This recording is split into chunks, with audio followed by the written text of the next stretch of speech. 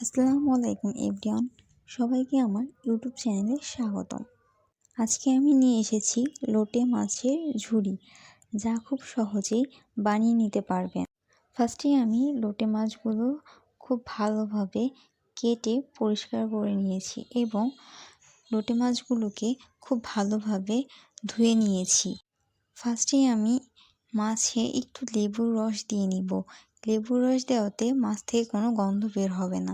এরপরেই হলুদ এবং লবণ দিয়ে দিব।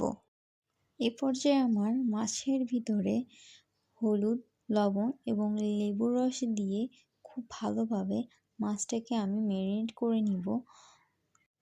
মাছগুলো ম্যারিনেট করার সময় বেশ কিছুটা পরিমাণের পানি বের হতে পারে। সেক্ষেত্রে মাছগুলোকে আমরা কিছুর সাহায্যে পানিগুলো ছেড়ে নিব এবং ম্যারিনেট করার পর মাছটাকে আমরা 15 থেকে 20 মিনিট পর্যন্ত রেস্টে রেখে দিব। তারপর মাছগুলোকে আমরা হালকা করে একটু ভেজে নিব।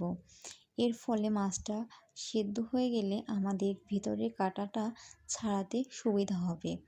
আমি একটু ভেজে তারপর ভিতরের কাঁটাটা এভাবে চামচের সাহায্যে ছাড়িয়ে নিচ্ছি। আপনারা এভাবে যে কোনো কিছুর সাহায্যে মাছের ভিতরের যে লম্বা কাঁটাটা থাকে সেটা ছাড়িয়ে নেবেন। এ পর্যায়ে আমি গরম তেলে একটু জিরা দিয়ে নিব। এবার পেঁয়াজ কুচিটা দিয়ে দিব। এবার পেঁয়াজ কুচিটা বেশ ভালোভাবে নেড়ে নিব। যত সময় পেঁয়াজ কুচিটা লাল লাল না হয়ে আসবে তত সময় ধরে আমি পেঁয়াজ কুচিটা ভেজে নিব। পেঁয়াজ কুচিটা ভাজা হয়ে গেলে আমি এর ভিতরে পেঁয়াজ বাটা 2 চা চামচ দিয়ে দিব। এখন দিয়ে দিব আদা বাটা 1/2 চা চামচ। এরপরে দিয়ে দিব রসুন বাটা 1 চা চামচ। এরপরে দিয়ে দিব জিরা 1/2 চা চামচ। দিয়ে মশলাগুলো ভালোভাবে মিক্সড করে নিব। যত সময় পর্যন্ত মশলা থেকে কাঁচা গন্ধটা না যাবে তত সময় পর্যন্ত আমি মশলাগুলোকে খুব ভালোভাবে ভেজে নিব। খেয়াল রাখতে হবে এই রেসিপিতে কোনো ধরনের পানি ইউজ করা যাবে না। আমাদের মশলাগুলো কষানো হয়ে গেলে এরপরে আমি 1/2 চা চামচ হলুদের গুঁড়ো, 1/2 চা চামচ ধনে গুঁড়ো, এবার দিয়ে দিব স্বাদ অনুযায়ী লবণ। এরপরে দিয়ে দিব 1 চামচ মরিচের গুঁড়া। সমস্ত উপকরণ দেওয়া হয়ে গেলে সবগুলো একসাথে খুব ভালোভাবে আমি কষিয়ে নিব। বেশ কিছুটা সময় ধরে আমি কষিয়ে নিব যাতে কোনো ধরনের মশলা থেকে কাঁচা গন্ধটা না আসে। এ পর্যায়ে আমি দিয়ে দিব কিছু কাঁচা লঙ্কা।